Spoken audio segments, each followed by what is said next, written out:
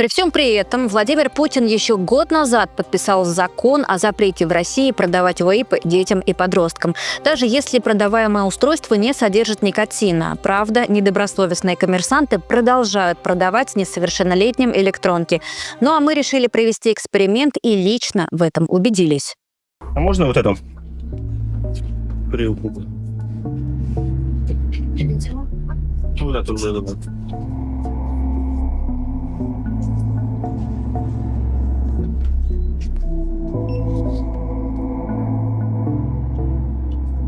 Здравствуй.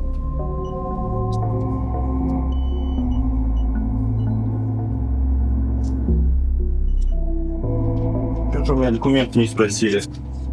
Документы нет? Да. Ну, хорошо. Что-то хорошего. Ну ладно.